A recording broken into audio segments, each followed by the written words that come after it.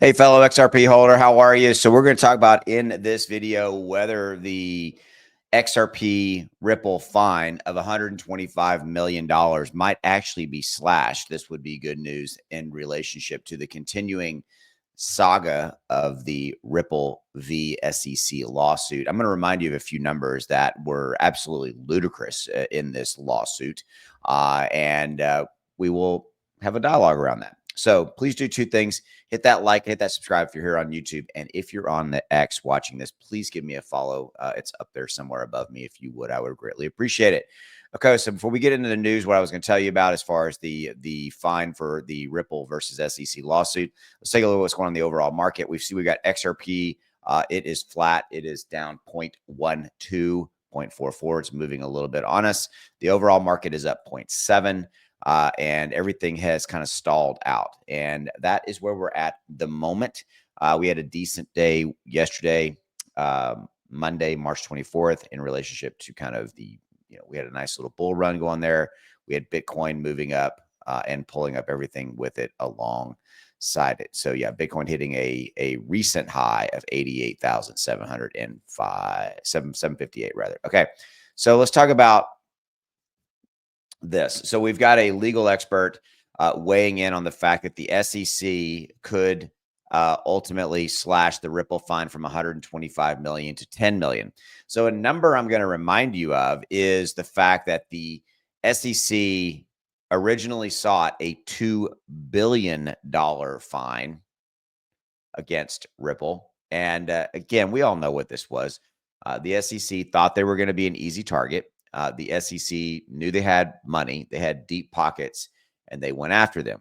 And if you look at who else they went after in their litany of court cases, Coinbase, deep pockets, Uniswap, probably pretty deep pockets, and so forth and so on. Binance, you name it, there was a lot of them. Okay, and so yeah, okay, so let's get back to kind of what we're talking about here. So the fact is that we could see that fine slashed from 125 million to 10 million, because here's what we also know. We know that the SEC is dropping their appeal because I think, again, they felt that it was baseless. Again, Gary Gensler and Biden are gone. Again, the regime of trying to come out and attack crypto in every way that they could, gone, done. That whole freaking agenda that we live with for 4 years, done. Okay, you can tell I got a little bit of energy about this. So the fact that Tony Edwards coming out talking about this is actually really interesting, and it actually makes sense. It makes perfect sense that the 125 million, which has already been put into escrow, as far as I'm understanding it, could actually be dropped to $10 million, and that may have already been decided. We don't have access, or we're not privy to what has or has not been discussed, but if you look at kind of the political landscape and the landscape relationship to the SEC's stance against crypto now, and probably the dialogues happening inside of the SEC as it relates to these lawsuits, they're probably like, look, these things really had no merit. We lost the Ripple lawsuit. We did. And that fine rather happened under, for all intents and purposes, a anti-crypto cloud, right? And so, yeah, we'll see how that plays out. So that could be interesting to see it slashed to 10 million instead of the 125 million. So we'll see how that plays out. Okay, before I let you go, got some cool stuff here for you. Number one, if you're interested, this is probably one of the best new crypto wallets coming out. There's a link in the description below if you want to check this out. It's free to download this wallet, by the way. You can get it on Google Play or the App Store. It's called Best Wallet. What's really cool about this is that they have an entire ecosystem. So they have the wallet, which has a lot of really great stuff in it. They also have their own exchange called the Best Dex with 60 plus chains supported. You're going to get access to new pre-sales that are going to come through the exchange. But what they've also done is created the other part of the ecosystem is where is that at? I lost it. Is the Best card, an in real life debit card.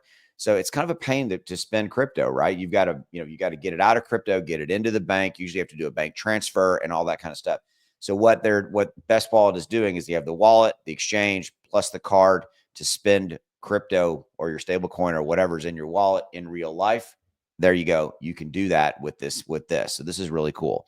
So there's links in the description below. It's free. It's free if you want to check it out. Free to download the wallet either on Apple or on Google Play. So give it a look. All right. So there you go. That's that.